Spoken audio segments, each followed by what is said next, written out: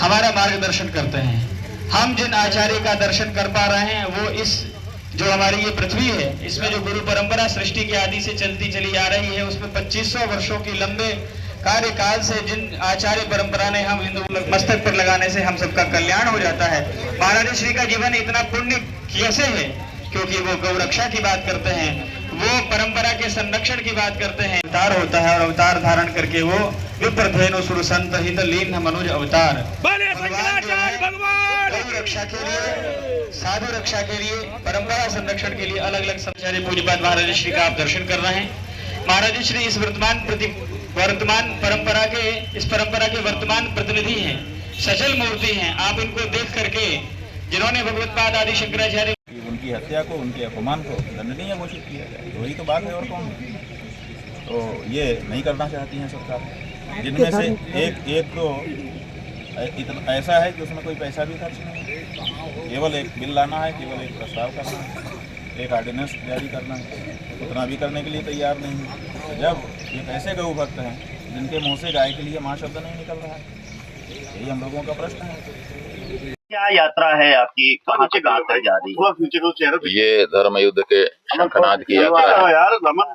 वाराणसी से निकल करके लखनऊ तक हम लोग जा रहे हैं।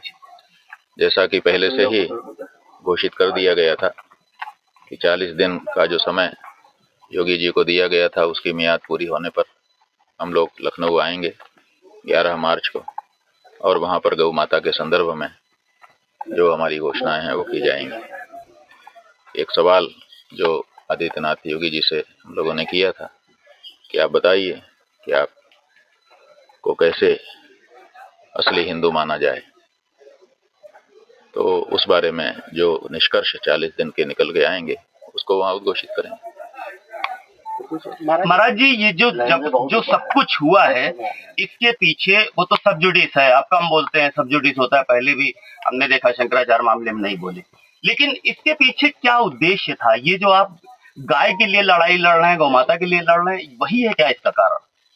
ऐसा है कि देश की बहुसंख्य जनता ये चाहती है कि गौ को माता का दर्जा दिया जाए, पशु सूची से हटाया जाए और उनकी हत्या को अपराध घोषित किया जाए।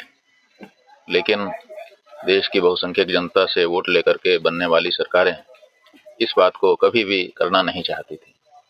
जो वर्तमान की सरकारें हैं उन्होंने भी हम सबका वोट लिया, ये कह करके लिया कि हमें वोट दीजिए, बाकी पार्टियों ने नहीं किया, हम गौ माता की रक्षा का कानून ले के आएंगे और हम गौ माता को सम्मान देंगे।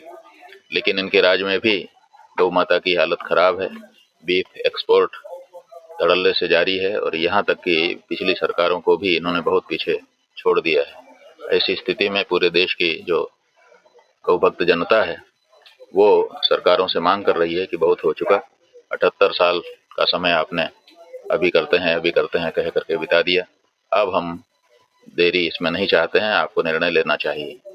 तो ये चाहते हैं कि ये ना करना पड़े, इसलिए इस बारे में जो आवाज़ उठा रहा है उसकी आवाज़ को बंद कर दो, धमका दो, चमका दो, मुकदमे लाद दो, आदि आदि जो भी करना हो कर दो, लेकिन इसकी आवाज़ को चुप करो। लेकिन ये आवाज़ किसी एक व्यक्ति की आवाज़ थोड़े है, ये तो इस देश की संस्कृति सभ्यता की आवाज़ है, इस देश के बहुसंख्यक लोगों की आवाज़ है। इसको आप किसी एक व्यक्ति के ऊपर, 2 व्यक्तियों के ऊपर या कुछ व्यक्तियों के ऊपर मुकदमे लाद करके या लांछित करके थोड़े बंद कर सकते हैं। अच्छा महाराज जी, जिस तरह से देखा जाए बटुकों का अपमान हुआ, उसके बाद इनडायरेक्टली तरीके से दोनों डिप्टी सीएम समर्थन में आए। डिप्टी सीएम ब्रजेश पाठक ने अपने घर पे बटुकों का सम्मान किया और मीडिया पे बात करते हुए कहा बटुकों का अपमान जो करेगा उसको जो सजा मिलेगी। क्या लग रहा है आपको, उसको किस तरह देख रहे हैं? जो करेगा उसको सजा मिलेगी, और जिसने कर दिया है उसको कौन सी सजा मिली? जो करेगा उसको सजा मिलेगी, माने सब कुछ भविष्य के ऊपर निर्भर है। वर्तमान में सरकार में हम हैं और हम भविष्य का सपना दिखा रहे हैं। अरे जिसने किया बटुकों का अपमान, आपने उसके विरुद्ध क्या कार्यवाही की? आप जब आज नहीं कर रहे हो सत्ता में रहते हुए, तो कल करोगे इसकी क्या गारंटी है? आप लोगों को इस तरह का सब जब बाग दिखाओगे, जब आप विपक्ष में होते तो हम मान सकते थे कि भाई जब हम सत्ता में आएंगे तो हम ये नहीं होने देंगे, लेकिन आप सत्ता में हो और सत्ता में होने के बाद आप कहते हो ऐसा करेगा तो हम दंडित करेंगे। जिसने किया है उसके बारे में आपका क्या ख्याल है? उसके ऊपर तो जांच भी नहीं बैठाई आपने, उसके ऊपर तो आपने एक वक्तव्य भी नहीं दिया।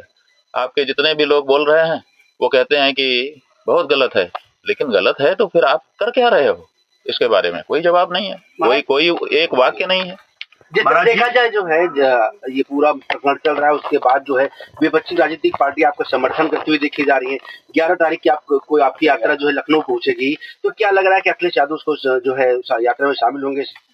ऐसा है कि आप लोग विपक्षी और पक्ष कहते हो, विपक्षी और पक्ष जो है ये राजनीतिक पार्टियां हो सकती हैं, जो सत्ता में है वो पक्ष हो जाती है और जो सत्ता में नहीं आ पाई वो विपक्ष हो जाती है। हम तो एक हिंदू हैं, एक हिंदू के लिए कौन पक्ष है कौन विपक्ष है? जो हमारी पीड़ा में हमारे साथ खड़ा हो वही हमारा पक्ष है। जो हमारे साथ पीड़ा में हमारी खड़ा नहीं हो सकता, बल्कि जो पीड़ा देने का कारण है वो विपक्ष है, तो हमारे लिए तो वही पक्ष हो सकता था। सवाल ये है, सवाल जो आप लोग पूछ रहे हैं वो है ही नहीं है कि ये आ रहे हैं आपके साथ वो आ रहे हैं। सवाल ये है कि बीजेपी क्यों नहीं आ रही है। वो तो अपने आप को हिंदू पार्टी कहती है, क्या उसको चोटी उखाड़े जाने का, भटकों को पीटे जाने का, सनातन धर्म के प्रतीकों का अपमान किए जाने का कोई दुख नहीं है? क्यों वो खड़ी नहीं हो रही है? और इसी से पता चल रहा है कि कहने के लिए भले वो हिंदू हैं, लेकिन जब हिंदुओं के ऊपर अत्याचार हो रहा है तो उसके करने वाले भी वही सिद्ध होते हैं और उस पर चुप्पी लगाने वाले भी वही सिद्ध होते हैं।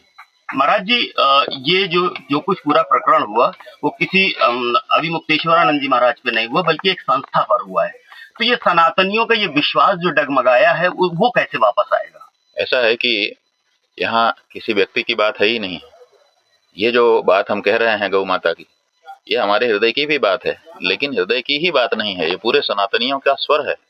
सनातनियों के स्वर के ऊपर डंडा चलाया गया है, तो स्वाभाविक है कि सनातनी विचलित हैं, सनातनी दुखी हैं और ये समझ रहे हैं कि जिनको हम सनातनी समझ रहे थे असल में वो वास्तविक सनातनी नहीं है। और यही बात हमने पूछी कि भाई 40 दिन में बता दो, अगर आप सच्चे सनातनी हो बता दो। क्या बताने के लिए तो एक दिन में बता सकते थे, लेकिन हमने 40 दिन का समय उनको क्यों दिया कि अगर वो सुधार चाहें तो सुधार करके आ जाएं, गलती हो गई उसको पीछे छोड़ें। लेकिन 40 दिन का अवसर देने पर भी कोई सुधार तो अभी तक 38 दिन हो गए दिखाई नहीं दे रहा है। 2 दिन और बचे हैं, देख लेते हैं अगला कदम क्या होगा सर? बात यह है कि 11 तारीख को हम लोग वहाँ पहुंच ही रहे हैं। 40 दिन बीत जाने दीजिए, हम लोग अपना अगला कदम भी घोषित करेंगे और धर्म युद्ध की घोषणा कर रहे हैं, शंखनाद कर रहे हैं, तो गंभीरता से ही बात कहेंगे। ठीक है जी महाराज जी, या क्या यात्रा है आपकी? ये धर्म युद्ध के शंखनाद की यात्रा वाराणसी से निकल करके लखनऊ तक हम लोग जा रहे हैं। जैसा कि पहले से ही घोषित कर दिया गया था, 40 दिन का जो समय योगी जी को दिया गया था उसकी मियाद पूरी होने पर हम लोग लखनऊ आएंगे 11 मार्च को, और वहाँ पर गौ माता के संदर्भ में जो हमारी घोषणाएं हैं वो की जाएंगी। एक सवाल जो आदित्यनाथ योगी जी से लोगों ने किया था कि आप बताइए कि आप को कैसे असली हिंदू माना जाए, तो उस बारे में जो निष्कर्ष 40 दिन के निकल के आएंगे उसको वहाँ उद्घोषित करेंगे। महाराज जी, ये जो सब कुछ हुआ है इसके पीछे वो तो सब जुडिस है, आप कम बोलते हैं, सब जुडिस होता है, पहले भी हमने देखा शंकराचार्य मामले में नहीं बोले, लेकिन इसके पीछे क्या उद्देश्य था? ये जो आप गाय के लिए लड़ाई लड़ रहे हैं, गौ माता के लिए लड़ रहे हैं, वही है क्या इसका कारण? ऐसा है कि देश की बहुसंख्य जनता ये चाहती है कि गौ को माता का दर्जा दिया जाए, पशु सूची से हटाया जाए और उनकी हत्या को अपराध घोषित किया जाए। लेकिन देश की बहुसंख्यक जनता से वोट लेकर के बनने वाली सरकारें इस बात को कभी भी करना नहीं चाहती। जो वर्तमान की सरकारें हैं उन्होंने भी हम सबका वोट लिया, ये कह करके लिया कि हमें वोट दीजिए, बाकी पार्टियों ने नहीं किया। हम गौ माता की रक्षा का कानून ले के आएंगे और हम गौ माता को सम्मान देंगे। लेकिन इनके राज में भी गौ माता की हालत ख़राब है। बीफ एक्सपोर्ट धड़ल्ले से जारी है और यहाँ तक कि पिछली सरकारों को भी इन्होंने बहुत पीछे छोड़ दिया है। ऐसी स्थिति में पूरे देश की जो गौ भक्त जनता है वो सरकारों से मांग कर रही है कि बहुत हो चुका, 78 साल का समय आपने अभी करते हैं कह करके बिता दिया। अब हम देरी इसमें नहीं चाहते हैं, आपको निर्णय लेना चाहिए।